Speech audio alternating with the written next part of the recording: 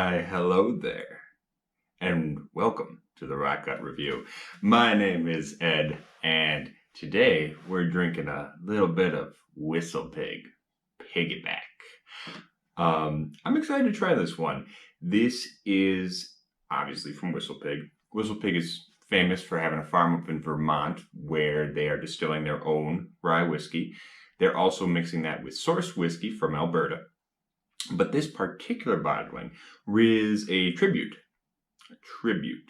to Dave Pickerrel, who sadly passed away in 2018. He's kind of the Johnny Appleseed of whiskey. He had his hand in a lot of craft distilleries and a lot of products, in particular Whistlepig, guiding and recommending and helping people along the way to making fantastic spirits. And he's dearly missed. This bottle actually has, I was watching a Whiskey Crusaders stream where they were talking to a representative from Whistlepig. And this bottle, he was saying, has a bunch of different little nods to Dave Pickerrel. So the wee Whistlepig himself is wearing a Stetson, a wee Stetson rather than a top hat like Dave wore.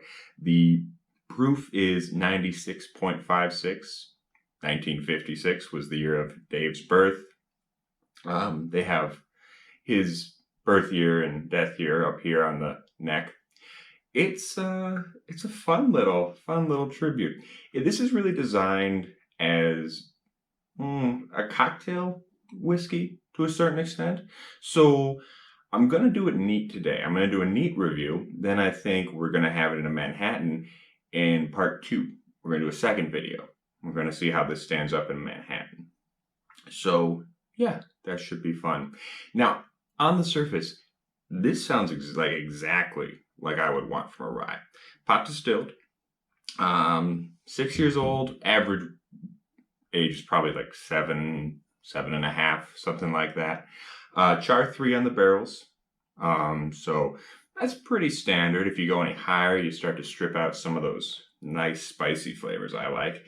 And they toasted the heads to give it some of that wood spice. Should be good. And that proof, a little bit higher proof than the base 40, which they call on here distiller's strength. I think that's just some marketing hooey, but I do like that they took it up a little bit higher, made it stand up better in a cocktail, and I think keeping it that high is actually good for the neat drinking experience as well. So let's get into this. Oh yeah. At first blush, this is exciting for me. I think one of my unfortunate complaints with the Whistlepig series has always been that it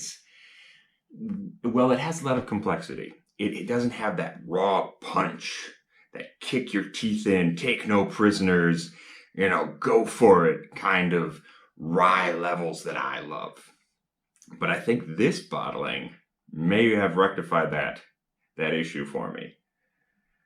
Oh, that smells really good. It's cinnamony, it's all spicy.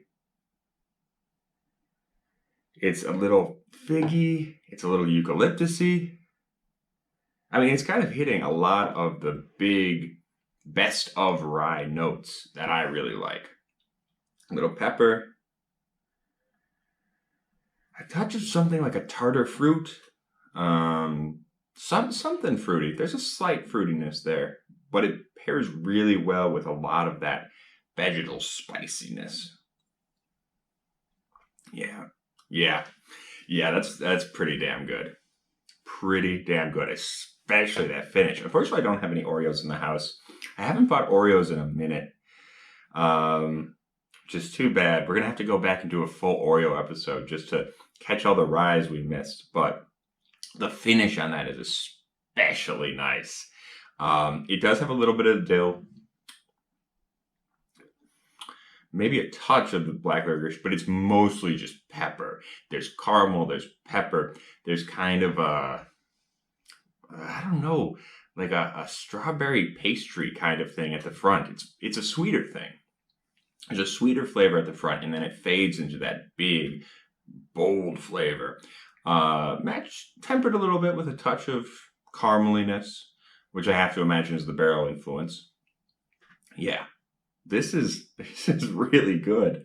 And honestly, the raw, punchy, spicy flavor, I'd probably drink this above the 10.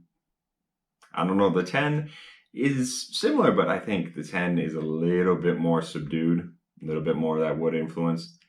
Whereas this, oh, this is a little prize fighter, man. There's something floral there too. Like smelling marigolds or something. It's cool.